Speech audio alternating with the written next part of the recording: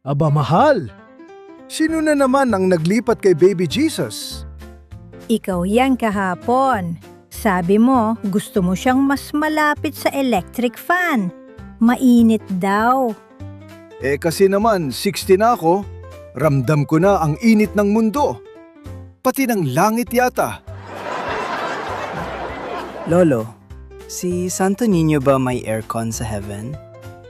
Naku, wag mo na tanungin yan. Baka mag-lecture na naman si Papa. Napansin ko rin po halos lahat ng bahay ng kaklase ko may Santo Niño. Ay nako, salamat sa tanong na yan, Apo. At kayo rin, class, maupo kayo.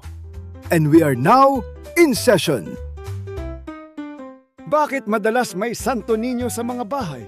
Ipaliliwanag dito sa The Taglish Explainer. Magandang araw sa inyong lahat. Ako si Professor Ipaliwanag ng University of Life. At ngayong araw, sasagutin natin ang isang tanong na parang simple pero sobrang lalim. Bakit madalas may Santo Niño sa mga tahanan ng mga Pilipinong Katoliko? Historically speaking, ang Santo Niño ay isa sa pinakaunang Kristiyanong imaheng dumating sa Pilipinas noong 1521. Dala ni Ferdinand Magellan ang rebulto ng Santo Niño bilang regalo kay Reyna Juana ng Cebu. Importanteng tandaan ito, hindi random choice ang Santo Niño. Sa Europe pa lang, ginagamit na ito ng mga misyonero bilang simbolo ng Diyos na malapit at madaling mahalin. Kung tutuusin, strategic siya, mas madaling tanggapin ng relihiyon kapag ang unang mukha ng Diyos ay isang bata. Hindi agad isang seryosong adult figure na may commandments at sermon. Kaya mula noon, ang Santo Niño ay naging gateway image ng Kristyanismo sa Pilipinas. Sa teolohiya, ang Santo Niño ay kumakatawan sa incarnation. Ang paniniwalang ang Diyos ay nagkatawang tao. Pero sa kontekstong Pilipino, may dagdag na layer. Ang kultura natin ay child-centered. Ang bata ay itinuturing na biyaya, pag-asa at simbolo ng kinabukasan. Kaya kapag tinitingnan ng Pilipino ang Santo Niño, hindi lang siya Diyos, anak siya. Alaga, responsibilidad. Hindi ka takot sa Kanya. Naaawa ka, nagmamahal ka, at nag-aalaga ka. At sa psychology of religion, mas tumitibay ang pananampalataya kapag may emotional connection. Noong panahon ng kolonisasyon, limitado ang access sa mga simbahan. Kaya ang bahay ang naging extension ng simbahan. Dito pumasok ang konsepto ng home altar, isang maliit na espasyo para sa dasal, sindi ng kandila, at pag-aalay ng pasasalamat.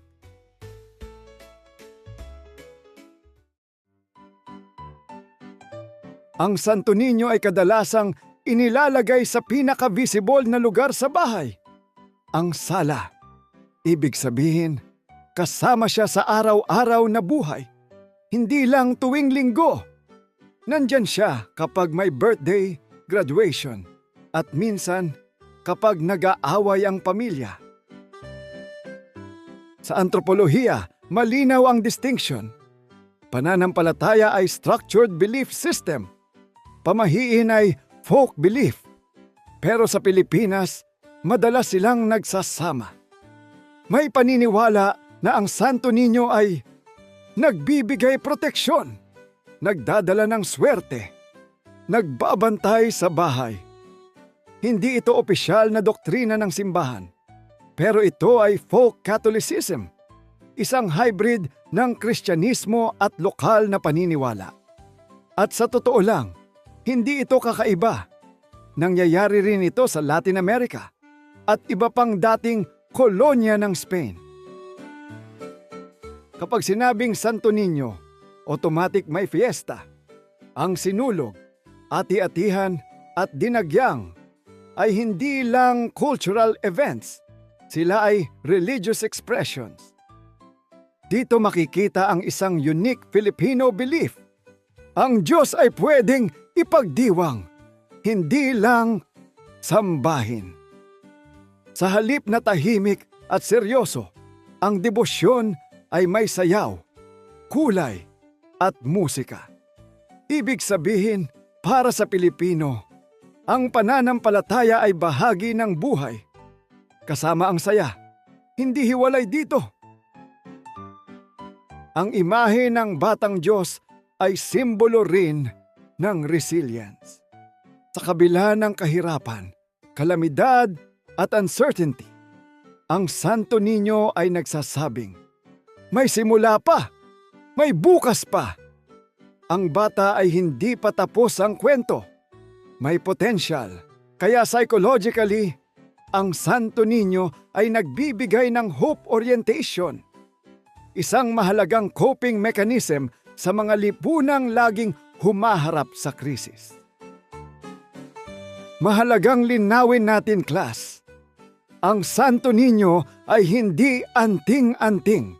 Hindi siya lucky charm at lalo na't hindi siya magic object. Ang tunay na mensahe niya ay pagtitiwala, kababaang loob at childlike faith. Yung marunong umasa kahit walang kasiguruhan. Kung tutuusin, ang Santo Niño ay mas paalala sa asal kaysa paghingi ng biyaya. Kung gayon, bakit nga ba may Santo Niño sa mga tahanan ng karamihang Katolikong Pilipino? Ito ay dahil sa gusto ng mga Pilipino na ang bawat miyembro ng isang pamilya na maging malapit sa Diyos, magkaroon ng kababaang loob, nakaka-relate sa isa't isa at higit sa lahat magkaroon ng ngiti sa bawat labi at magtiwala sa puong may kapal.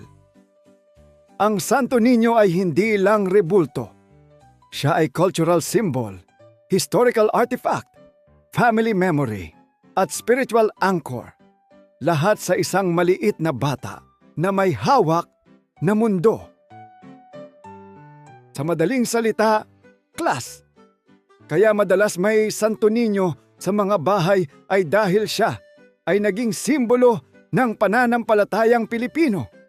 Matatag, masayahin, makatao at puno ng pag-asa. Hindi lang siya dekorasyon sa altar, kundi paalala na ang Diyos ay hindi laging seryoso at malayo. Minsan, siya ay parang bata, mapaglaro, mapagmahal, at handang yakapin ka kahit magkamali ka. At tulad ng Santo Niño sa bahay, sana sa puso natin may puwang pa rin para sa pananampalataya, pag-asa, at kaunting saya sa gitna ng lechon. Ayeste, hamon ng buhay. Ako si Professor Ipaliwanag ng University of Life. At tandaan ninyo, minsan ang pinakamalalim na aral nanggagaling sa isang batang may hawak na mundo. Subscribe na para sa Daily Dose of All Things Pinoy videos. Ako si Prof. Ipaliwanag and this is the Taglish Explainer Channel.